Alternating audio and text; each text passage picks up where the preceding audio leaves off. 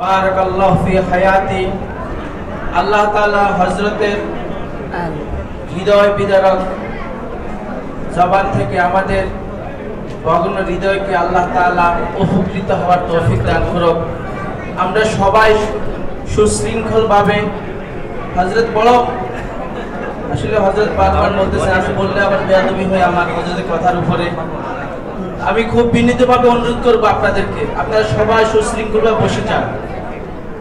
আমরা বড় নিয়ামত হিসেবে পেয়েছি, সবাই বসে যান ইনশাআল্লাহ।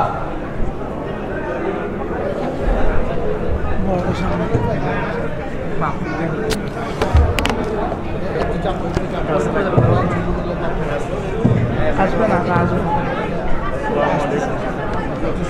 সবাই আস্তে আস্তে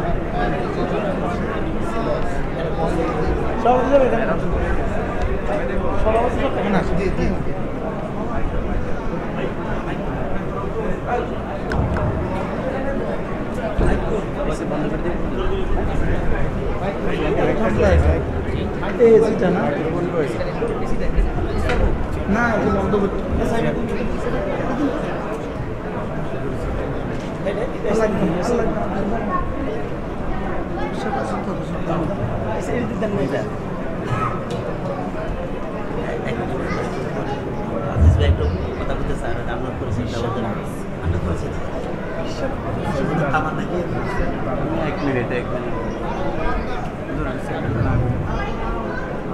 আলহামদুলিল্লাহ আলহামদুলিল্লাহ ওয়া কাফা ওয়া সালামুন আলা ইবাদিহি আল্লাযীনা ইসতাফা আম্মা বা'দ فأعوذ بالله من الشيطان الرجيم بسم الله الرحمن الرحيم قد أفلح من تزكى صدق الله مولانا العظيم আল্লাহ রাব্বুল আলামিনের দরবারে শুকরিয়া আদায় করছি যে আল্লাহ রাব্বুল আলামিন আমাদেরকে সে আসর থেকে শুরু করে এ পর্যন্ত কোরআন ও হাদিসের আলোকে আলোচনা শোনার জন্য আল্লাহর ঘর মসজিদে বসে থাকার তৌফিক দান করেছেন। সবাই বলি আলহামদুলিল্লাহ।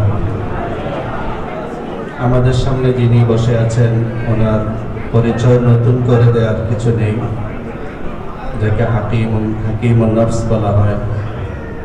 আসলে মানুষের দেহের বাহ্যিক অঙ্গ প্রত্যঙ্গের যে বিভিন্ন রোগ থাকে, এই রোগের চিকিৎসকও থাকে। ভিতরে একটা গোশতের টুকরা আছে যেটাকে বলা হয় কল্প। সে কল্প যদি ভালো থাকে সারা শরীর ভালোভাবে পরিচালিত হয়, আর সেই কল্পটা যদি নষ্ট হয়ে যায় সারা শরীর ভালোভাবে পরিচালিত হতে পারে না।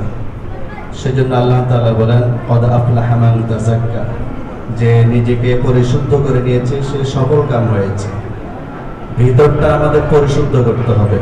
ভিতরটা যদি পরিশুদ্ধ না হয় তাহলে বাহ্যিক অঙ্গ প্রত্যঙ্গগুলো কিন্তু ভালোভাবে পরিচালিত হয় না।